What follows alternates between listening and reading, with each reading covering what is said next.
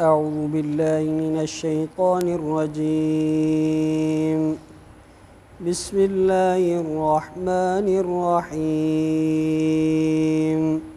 إن الله لا يغفر أن يشرك به ويغفر ما دون ذلك لمن يشاء ومن يشرك بالله فقد ضل ضلالا بعيدا. إن يدعون من دونه إلا إناثا وإن يدعون إلا شيطانا مريدا لعنه الله وقال لأتخذن من عبادك نصيبا مفروضا ولأضلنهم ولأمنينهم ولآمرنهم فلا يبتكن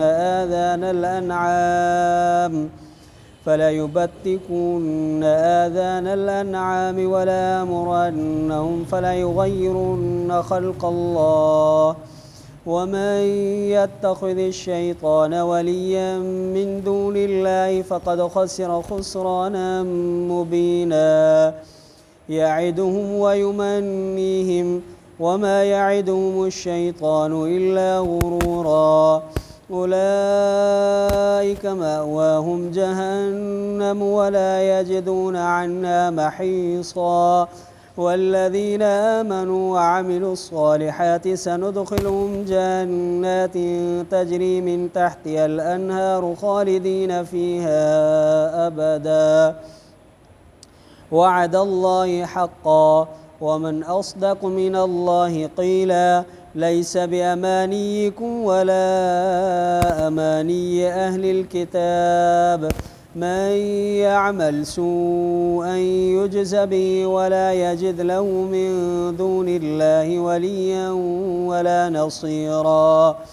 ومن يعمل من الصالحات من ذكر أو أنثى وهو مؤمن فأولئك يدخلون الجنة ولا يظلمون نقيرا. ومن أحسن دينا ممن أسلم وجهه لله وهو محسن واتبع ملة إبراهيم حنيفا واتخذ الله إبراهيم خليلا.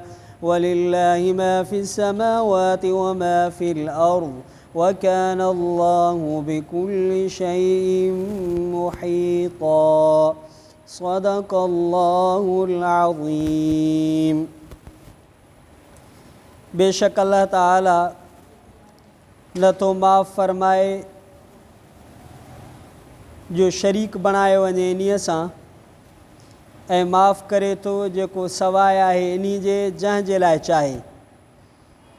ऐं जेको माण्हू शरीक बणाईंदो अल्लाह सां पोइ गुमराह थियो, गुमराह थियण ॾूराहूं नथा सॾनि सवाइ इन जे मगर मादिन खे ऐं नथा सॾनि मगर शैतान तड़ियल खे।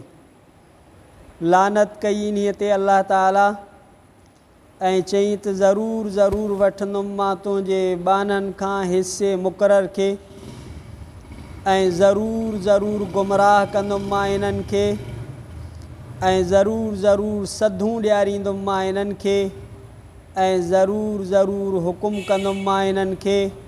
पोइ ज़रूरु ज़रूरु कटींदा जानवरनि जा कन ऐं ज़रूरु ज़रूरु हुकुम कंदुमि मां इन्हनि खे। पोइ ज़रूरु ज़रूरु फिराईंदा अल्लाह जे तख़लीक़ खे। ऐं जेको माण्हू वठे थो शैतान खे हिमायती अल्लाह खां सवा पोइ नुक़सान में आहे, वॾे ज़ाहिर ज़हूर नुक़सान में अंजाम ॾिए थो इन्हनि खे, धमकाए थो इन्हनि खे ऐं सधूं ॾियारे थो इन्हनि खे, उमीदूं ॾियारे थो इन्हनि खे ऐं नथो अंजाम ॾिए इन्हनि खे, नथो धमकियूं ॾिए इन्हनि खे शैतान मगर धोखे जूं। इहे माण्हू आहिनि जो टिकाणो इन्हनि जो आहे जहन्नम, न लहंदा इन्हीअ खां कंहिं बि जाइ पनाह खे। ऐं जिन माण्हुनि ईमान आंदो ऐं अमल कयूं चङा अन क़रीब दाख़िल कंदासीं असां इन्हनि खे जन्नतुनि में जो वहनि थियूं इन्ही जे हेठां नहरूं, हमेशह रहंदा इन्हीअ में, हमेशह रहण वाइदो आहे अल्लाह जो सचो। ऐं केरु वधीक सचो आहे अल्लाह खां ॻाल्हि जे एतबार सां, कौल जे एतबार सां। न आहिनि तव्हां जूं उमेदूं ऐं सधूं न की अहले किताब जूं सधूं जा माण्हू अमल कयो बुरो बदिलो ॾिनो वेंदो इन्ही जो ऐं न लहंदो पंहिंजे लाइ अलाह खां सवाइ का हिमायती न की मददगार खे। ऐं जेको माण्हू अमल करे थो नेकिन खां चङाइनि खां मर्दनि मां हुजे या औरतुनि मां, हालांकि इहो मोमिन आहे, पोइ इहे माण्हू दाख़िल थींदा जन्नत में ऐं न ज़ुल्म कया वेंदा ज़रे बराबरि। खखड़ी जे परदे या खखड़ी जे मथां सोराख़ जे बराबरि। केरु माण्हू वधीक सुहिणो आहे दीन जे एतबार सां उन माण्हू खां जा हवाले कयो पंहिंजो पाण खे अलाह जे लाइ, हालांकि इहो चङाई कंदड़ आहे, मुवहिद आहे ऐं ताबेदारी कई इब्राहीम अलैहिस्सलाम जे दीन यकतरफ़े जी ऐं बणायो अलाह ताला इब्राहीम अलैहिस्सलाम खे चूंडियल ऐं दोस्त। अलाह ताला जे लाइ हर उहा शइ जेका आसमाननि में आहे ऐं हर उहा शइ जेका ज़मीन में आहे ऐं आहे अलाह ताला हर शइ खे इहातो कंदड़ घेरो कंदड़। सूरतुन निसा जो 17 रुकू, 5 सिपारे जो 14 रुकू, आयत नंबर 115 खां आयत नंबर 126 ताईं मुकम्मल रुकू तिलावत ऐं उन जो तर्जुमो पढ़ियोसीं। चूँकि अॼु आयात काफ़ी आहिनि ऐं इन्हनि आयात जो तफ़सीर मुख़्तसर करण जे लाइ अॼु तफ़सीर पेश कजे थो तफ़सीर जलालैन तां, जेको अरबी में तफ़सीर आहे, उन जो सफ़ो आहे 87। परी आयत जो शान नुज़ूल इहो आहे त हिकिड़ो ओढ़ो माण्हू नबी सल्लल्लाहु अलैहि वसल्लम जे ख़िदमत आलिया में हाज़िर थियो। पोइ अर्ज़ु कई अल्लाह जा रसूल सल्लल्लाहु अलैहि वसल्लम, मां बिल्कुलु झूर पोढ़ो आहियां ऐं गुनाहनि में तमामु घणो मुब्तला आहियां, पर मां अल्लाह सां कंहिंखे बि शरीक न बणायो आहे। जॾहिं खां मां रब खे सुञातो आहे, मां अल्लाह ते ईमान आणंदो आहे ऐं अल्लाह खां सवाइ कंहिं ते भरोसो न कयो आहे, कंहिंखे वली न बणायो आहे, पर गुनाहनि में मुब्तला आहियां। ऐं मूंखे इहो बि यकीन आहे त मां अखि छिंभ जेतिरो बि अल्लाह जे कुदरत खां भॼी नथो सघां, अल्लाह खे आजिज़ बि नथो करे सघां। मां पंहिंजे गुनाहनि ते नादिम ऐं पिशेमान आहियां, तौबह ताइब आहियां, इस्तिग़फ़ार करण वारो आहियां। पोइ मुंहिंजो हाल छा थींदो? पोइ इहा आयत अल्लाह ताला नाज़िल फ़रमाई त शिरक खां सवा अल्लाह ताला इस्तिग़फ़ार सां, तौबह सां, नदामत ऐं पिशेमानीअ सां अल्लाह ताला गुनाह माफ़ फ़रमाईंदो आहे जंहिंखे चाहे। बाक़ी शिरक अहिड़ो गुनाह आहे जंहिंजी अल्लाह ताला फ़रमाए त माफ़ी कोन्हे का। अल्लाह जे ज़ात में, अल्लाह जे सिफ़ात में, अल्लाह जे अज़मत में, अल्लाह जे मुहब्बत में कंहिंखे बराबरि भाङे भाईवार सम्झणु, अल्लाह जो सानी हेसी जेसी सम्झणु, इहे सभु शिरक आहिनि। अल्लाह ताला मुशरिक खे माफ़ न कंदो आहे ऐं जंहिंजे अंदरि शिरकी एतिक़ाद ऐं अक़ीदा आहिनि, शिरक आहे, अल्लाह से फ़रमाए त इहो राह रास्त खां, राह हिदायत खां, सिरात मुस्तक़ीम खां भुलल आहे, पर तमामु घणो भुलल आहे। अल्लाह ताला फ़रमायो त इहे जेके मुशरिक आहिनि, अल्लाह खां सवाइ जिन जी इबादत कनि था, उन्हनि जा नाला इन्हनि जेके रखिया आहिनि उहे नाला आहिनि मादिन वारा, जीअं लात आहे, उज़्ज़ा आहे, मनात आहे। त इहे मादिन वारा इन्हनि ते नाला रखी करे पोइ इन्हनि जी इबादत था कनि। या ॿियो इन जो इहो मक़सदु आहे त जेके बुत ठाहींदा हुआ, उहे बुत सभई मादिन जे सूरत में ठाहींदा। उन्हनि जी जेका शक्ल हूंदी, मूर्तियूं जेके हूंदियूं, सभु मादिन जे शक्ल ते हूंदियूं ऐं उन्हनि खे जेके कपिड़ा लिबास वग़ैरह पाराईंदा हुआ, उहे बि औरतुनि वारा पाराईंदा हुआ। पोइ अल्लाह ताला फ़रमायो त इन्हनि ते नाला बि अहिड़े क़िस्म जा था रखनि ऐं उन्हनि जो लिबास, उन्हनि जी सूरत, उहा बि शक्ल अहिड़ी। ऐं इहो जेको अल्लाह खां सवाइ सॾनि था, इहो इन्हनि जो हक़ीक़त में शैतान तड़ियल खे सॾणु आहे। शैतान तड़ियल अल्लाह जे फर्मा बरदारी खां, अल्लाह जे इताअत खां। इब्लीस जेको रब जे रहमत मां नाउमीद आहे, इहो अल्लाह इन खे पंहिंजे रहमत खां परे करे छॾियो आहे। लानत माना रहमत खां परे करणु, अल्लाह ताला इन खे पंहिंजे रहमत खां परे करे छॾियो आहे। शैतान जॾहिं मरदूद थी वियो, तड़िजी वियो, पोइ बारगाहे रब्बे ज़ुल जलाल में उन हिन अंदाज़ सां ॻाल्हायो, चयो त ला अत्तख़िज़न्न मिन इबादिका नसीबम मफ़रूज़ा, मां तुंहिंजे बाननि मां हिकिड़ो मुक़ररु हिसो वठंदुमि, उन्हनि खे पंहिंजे फर्मा बरदारी जी, पंहिंजे इताअत जी दावत ॾींदुमि, पोइ माण्हू मुंहिंजे कढ लॻी पवंदा। वला उज़िल्लन्नहुम, मां इन्हनि खे ज़रूरु ज़रूरु गुमराह कंदुमि हक़ जे रस्ते खां वसवसनि सां।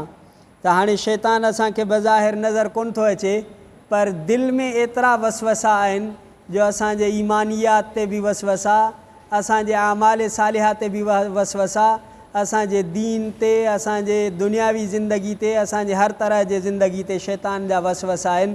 शैतान इहो चयो त ज़रूरु ज़रूरु मां इन्हनि खे गुमराह कंदुमि हक़ जे रस्ते खां। ॿियो वला उमन्नियन्नहुम, मां इन्हनि खे सदूं ॾियारींदुमि, उमीदूं ॾियारींदुमि, इन्हनि जे दिलनि में उमीद पैदा कंदुमि। कीअं त बाबा अञा डिघी हयाती आहे, छाजो मरणु, छाजो वरी जीअणु, मरण खां पोइ छाजो हिसाबु आहे, छाजो किताबु आहे, माण्हू मरी हॾा थी वेंदो, मिटी ऐं भोरा थी वेंदो, इहो वरी कीअं थींदो। अहिड़े क़िस्म जूं शैतान सदूं ऐं उमीदूं। ऐं वला आमुरन्नहुम फला युबत्तिकुन्न आज़ानल अनआम, मां ज़रूरु ज़रूरु इन्हनि खे हुकुम कंदुमि, पोइ इहे जानवरनि जा कन कटींदा। जानवरनि जा कीअं कन कटींदा? जाहिलियत जे दौर में, मुशरिकनि जे ज़माने में, मुशरिकीन मक्का, उन वक़्त में हिकिड़ा जानवर बहाइर जे नाले सां बहीरा छॾे ॾींदा। उहो छा हूंदो?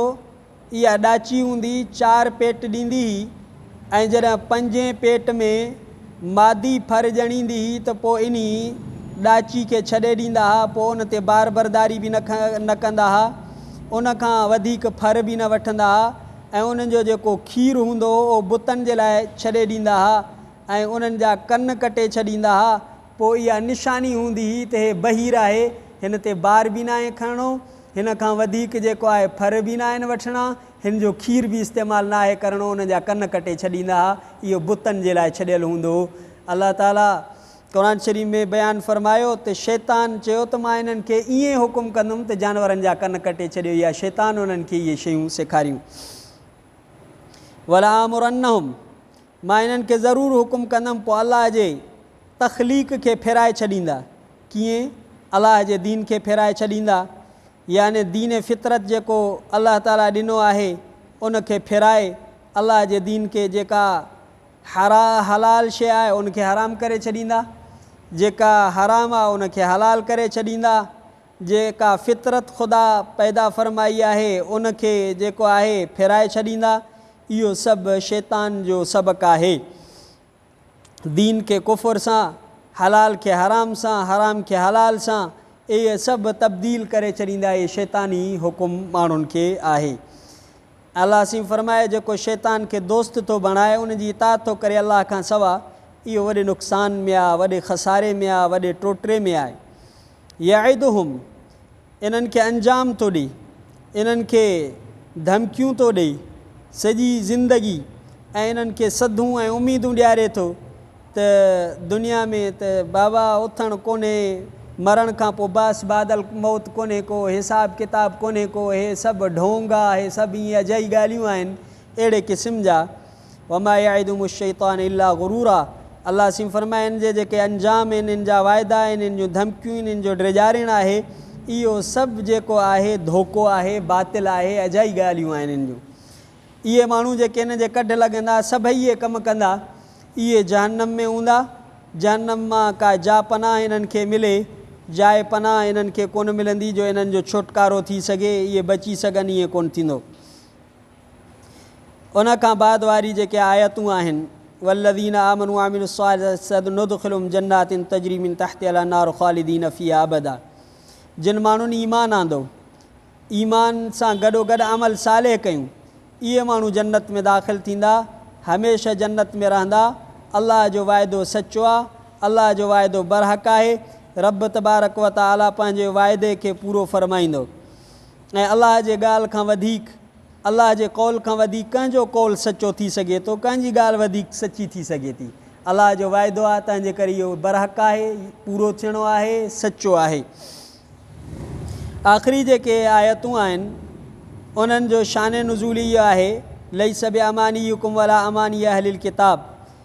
त इन जो शान नुज़ूल इहा आहे त अहले किताब माना यहूदी मुसलमाननि सां फ़ख़ुरु कनि पिया त असांजो नबी तव्हांजे नबी सल्लल्लाहु अलैहि वसल्लम खां अॻु में आहे, असांजो किताब तव्हांजे किताब खां अॻु में आहे, तंहिंजे करे असां अल्लाह जा वधीक मुक़रब आहियूं।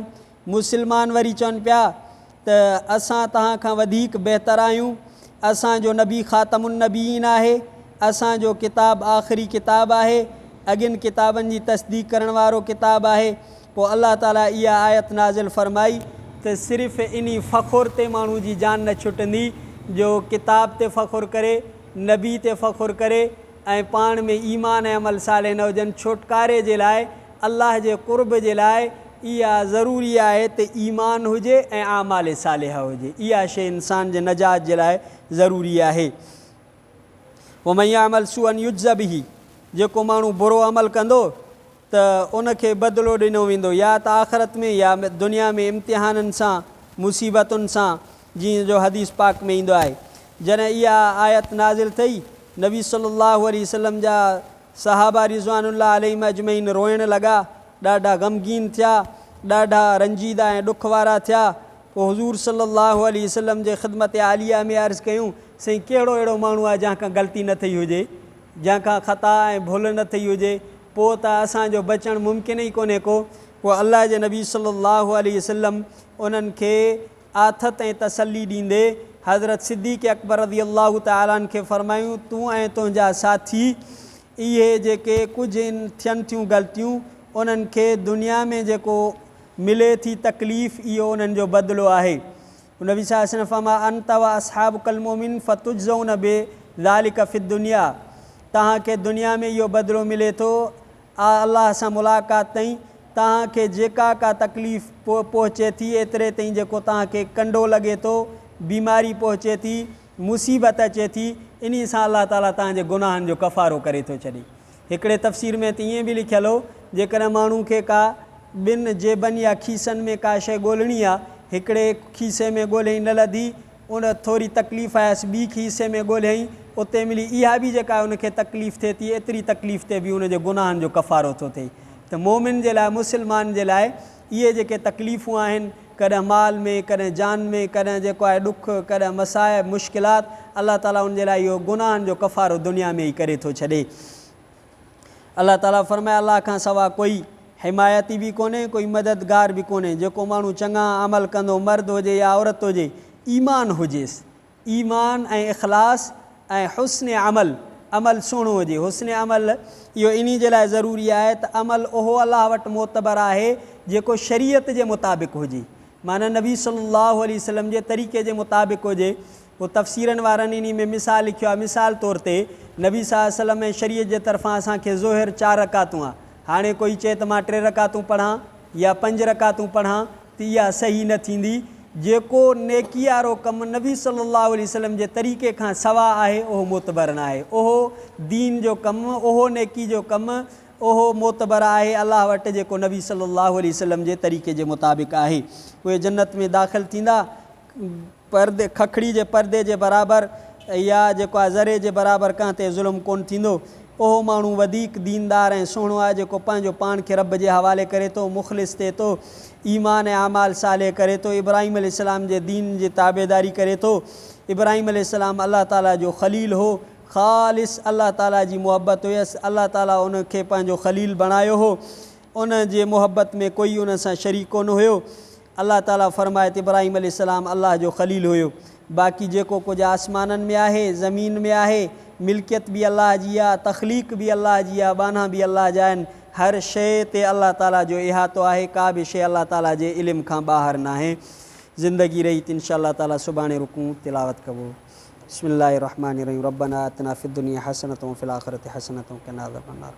सल्लल्लाहु तआला अला खैरि खल्क़ि मुहम्मद सल्लल्लाहु अलैहि वसल्लम व आलिहि व अस्हाबिहि व ज़ुर्रिय्यतिहि अल-बैति अजमईन। ला इलाहा इल्लल्लाह मुहम्मदुर रसूलुल्लाह।